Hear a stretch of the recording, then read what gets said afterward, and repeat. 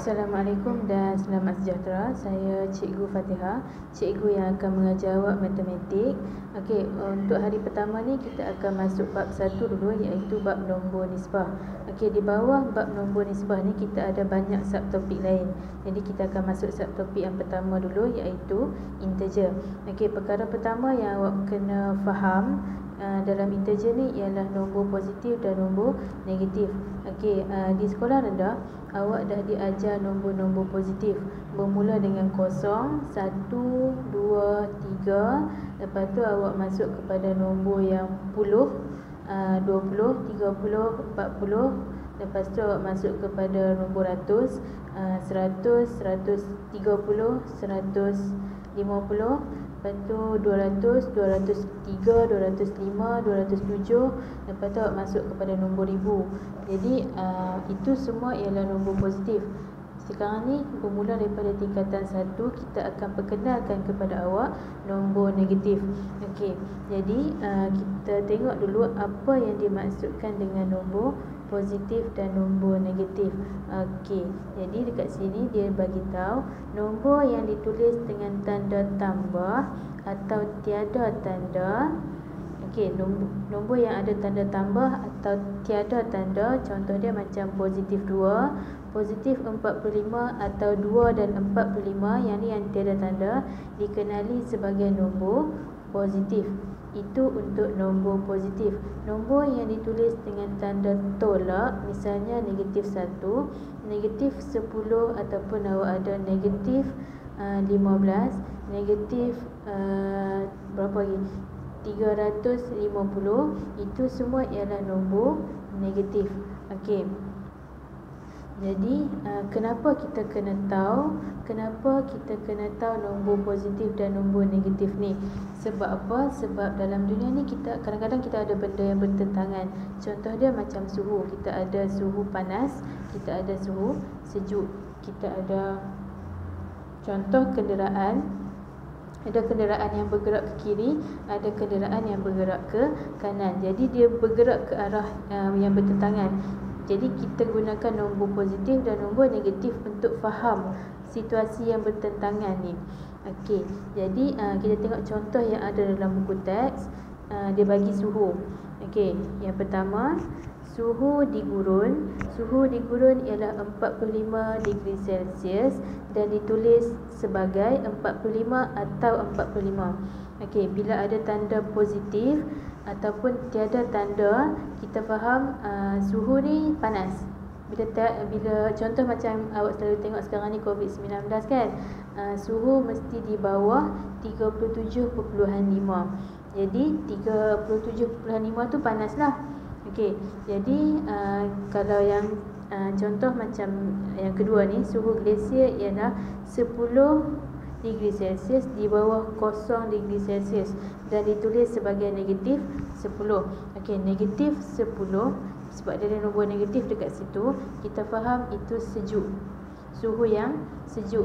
Sebab apa? Sebab kosong tu suhu takat beku. Takat beku bagi ais. So kosong tu ialah takat beku bagi ais. Bila di bawah kosong, iaitu negatif 10, maksud dia lagi sejuk daripada ais. Okey, itu sebab kenapa kita kena faham nombor positif dan nombor negatif. Okey, seterusnya kita tengok contoh. Okey, contoh latih diri 1.1a. Bagi setiap situasi yang berikut, wakilkan dua perubahan yang bertentangan dengan menggunakan nombor positif dan nombor negatif. Okey, kita tengok contoh 1a. Kita ada dua kenderaan dekat situ. Kita ada kapal terbang dekat atas ni. Dekat bawah ni kita ada kapal selam. Okey, dekat sini ialah paras laut, ialah aras laut. Jadi dekat sini kita akan kira dia sebagai kosong. Jadi kapal terbang dia berada di atas aras laut. Dia berada di atas aras laut. Jarak di antara kapal terbang dengan aras laut ialah 1000. Jadi awak boleh wakilkan situasi ni dengan nombor positif. Positif 1000. Okey. positif 1000. Ini ialah nombor positif. Seterusnya kat bawah ni kita ada kapal selam kan. Jarak di antara aras laut dengan kapal selam ialah 250. Sebab dia berada di bawah, jadi awak boleh wakilkan dia dengan nombor negatif. Awak boleh tulis negatif 250.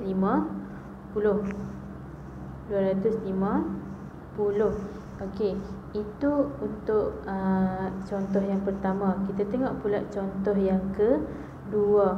Contoh yang kedua, dia bagi keuntungan dan kerugian. Jadi ini biasa untuk perniagaan lah. Perniagaan kita ada untung, kita ada rugi. Jadi contoh awak letak sini kosong. Maksudnya perniagaan itu balik modal je. Dia dapat balik modal je, dia tak dapat untung, dia tak dapat rugi. Jadi kat sini ialah kosong. Jadi keuntungan dia berada di atas. Dia untung sebanyak 2000. Jadi awak boleh tulis positif 2000 atau awak boleh tulis 2000 sahaja. Okey, itu untuk nombor positif, untuk keuntungan. Seterusnya kita tengok kerugian. Kerugian ni dia ada kat bawah. Jadi kita akan tulis nombor negatif lah sebab dia rugi kan. Jadi negatif 500. Okey, itu contoh untuk nombor positif dan nombor negatif. Okey, seterusnya kita tengok pula integer. Okey, untuk integer, dekat bawah ni dia ada bagi tahu. Integer ialah kumpulan nombor yang merupakan nombor bulat positif dan nombor bulat negatif. Okey, kenapa saya bulatkan nombor bulat? Okey, awak ada belajar nombor pecahan kan? Ada belajar nombor perpuluhan. Jadi nombor pecahan dan nombor perpuluhan ni, walaupun dia nombor positif, walaupun dia nombor negatif, dia bukan integer. Dia kena nombor bulat sahaja. Nombor bulat yang positif, nombor bulat yang negatif, itu kita kira sebagai integer. Okey, tengok contoh dekat sini. Contoh dia kita ada 1/2 dan negatif 3/4. Dia bagi tahu kami bukan integer. Kenapa bukan integer? Sebab dia ialah nombor pecahan, dia bukan nombor bulat. Tapi dia nombor positif tak? Ya. 1/2 ialah nombor positif. Negatif 3/4 ialah nombor negatif. Sama juga macam perpuluhan. Awak tengok dekat sini kita ada 0.8 dan kita ada negatif 2.5. Okey, itu ialah nombor positif dan nombor negatif. 0.8 ialah nombor positif. Negatif 2.5 ialah nombor negatif. Tapi dia bukan integer. Sebab apa? Sebab dia nombor sebab dia nombor perpuluhan. Dia bukan nombor bulat. Integer dia mesti nombor bulat. Okey, macam contoh ni. Okey, negatif 2, negatif 3. Itu ialah nombor bulat. Nombor negatif, nombor bulat yang negatif. Okey, kat sini kita ada kosong. Kosong pun ialah integer. Kat sini kita ada 4 dan 6. Itu ialah integer positif. Lepas tu kita ada 7 dan 9. Itu pun ialah integer positif. Tapi bila masuk nombor pecahan, bila masuk nombor perpuluhan, walaupun dia positif, walaupun dia negatif, dia bukan integer. Faham? Keyword bagi integer ialah nombor bulat. Nombor bulat yang positif ataupun nombor bulat yang negatif. Okey, itu untuk integer. Kita dah cover 2, iaitu nombor positif dan nombor negatif. Dan yang kedua ialah integer. Kita dah faham 2 benda lah. Harap-harapnya faham lah. Okey, kita masuk pula garis nombor. Garis nombor ini kita nak fahamkan awak kedudukan nombor tu lah. Kedudukan nombor. Okey, saya buka whiteboard. Okey, jadi contoh kita ada satu garis nombor. Kita ada satu garis nombor. Contoh dekat sini kosong. Dekat sini 1, sini 2. Okey, jadi dekat sini negatif 1, sini negatif 2. Okey, jadi nombor yang di sebelah kanan sini, nombor yang di sebelah kanan sentiasa lebih besar daripada nombor di sebelah kiri. Okey, nombor di sebelah kanan mesti sentiasa lebih besar daripada nombor sebelah kiri. Yang nombor di sebelah kanan ni, okey, kita contoh start dengan 0, 1, 2, lepas tu awak nak sambung lagi 3, 4, 5, 6 sampai 10, 20, 300, 400, 500 pun tetap di sebelah kanan ni. Tetap bertambah di sebelah kanan. Okey, untuk nombor negatif pula dia akan pergi ke sebelah kiri. Dia akan pergi ke sebelah kiri. Contoh kita akan start dengan 0 dekat tengah. Lepas tu kita akan pergi negatif 1, negatif 2, negatif 3, negatif 4, negatif 5. Sama juga macam yang sebelah kanan tadi. Sampai awak dapat negatif 30, negatif 60 dan seterusnya lah. Itu nombor negatif. Nombor negatif dia akan ke arah kiri. Nombor positif dia akan bergerak ke arah kanan. Okey, macam saya bagi tahu tadi, nombor di sebelah kanan sentiasa lebih besar daripada nombor sebelah kiri. Jadi contoh kita katakan 2 lebih besar daripada 0. 2 lebih besar daripada 0. 2 ni berada di sebelah kanan, 0 berada di sebelah kiri. Okey, jadi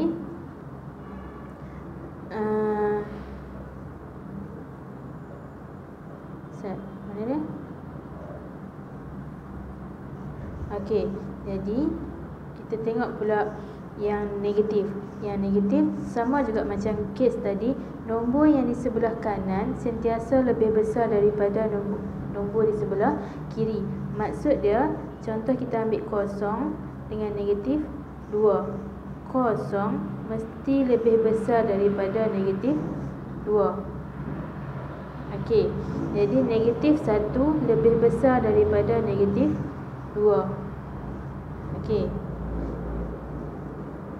boleh faham ke? Boleh faham ke? Jadi macam saya beritahu tadi, nombor di sebelah kanan mesti lebih besar daripada nombor di sebelah kiri. Okey, kita tengok buku teks. Okey, okey, tengok ni. Kita start dengan 0 di tengah-tengah. Lepas tu kita ada 1, 2, 3. Lepas tu kita start 0 di tengah. Negatif 1, negatif 2, negatif 3. Negatif 3 bermaksud kurang 3 daripada 0. Negatif 2 bermaksud kurang 2 daripada 0. Kalau positif, 2 bermaksud lebih 2 daripada 0. Jadi itu antara nombor, itu kita nak tahu ni lah, nombor mana yang lebih besar, nombor mana yang lebih kecil. Ingat balik saya bagi tahu tadi, nombor di sebelah kiri ni, yang sebelah sini ni, nombor di sebelah kiri sentiasa lebih kecil daripada nombor di sebelah kanan. Okey, jadi nombor negatif dia sentiasa berada di sebelah kiri. Nombor positif dia sentiasa berada di sebelah kanan. Jadi kalau katakan awak nak kena bandingkan di antara nombor negatif, dua nombor negatif, awak tengok kedudukan dia, mana satu yang berada di sebelah kiri lagi. Bila kiri lagi maksud dia nombor yang kecil. Bila dia ada sebelah kanan, dia ialah nombor yang besar. Okey, kita tengok contoh. Okey, kita tengok contoh. Soalan contoh 4 ni, banding dan susun negatif. Banding dan susun negatif 3, 4, 2, negatif 5, 6, 0, negatif 1 mengikut tertib menaik. Jadi tertib menaik maksudnya kita akan start dengan nombor yang paling kecil lah. Nombor yang paling kecil dekat sini ialah negatif 5. Sebab dia berada di paling sebelah kiri. Dia ada paling hujung di sebelah kiri. Jadi negatif 5. Lepas tu nombor kedua paling kecil negatif 3.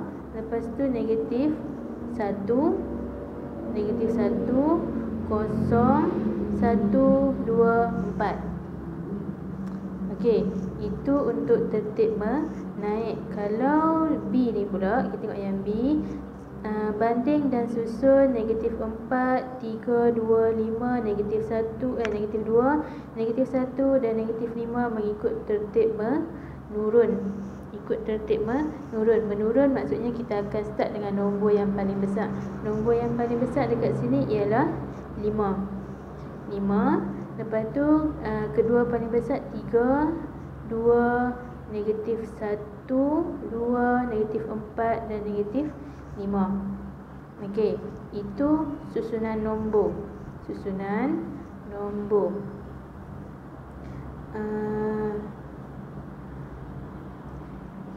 Itu untuk 1.1.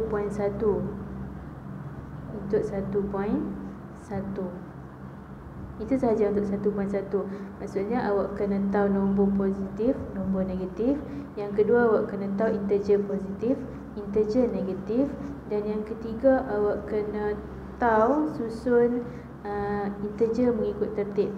Daripada yang sama ada tertib menurun ataupun tertib menaik. Maksudnya awak kena tahulah nombor mana yang paling kecil, nombor mana yang paling besar. Bila awak dah kenal nombor mana paling kecil, nombor mana paling besar, awak dah boleh susun mengikut tertib. Okey, itu sahaja untuk 1.1. Itu sahaja.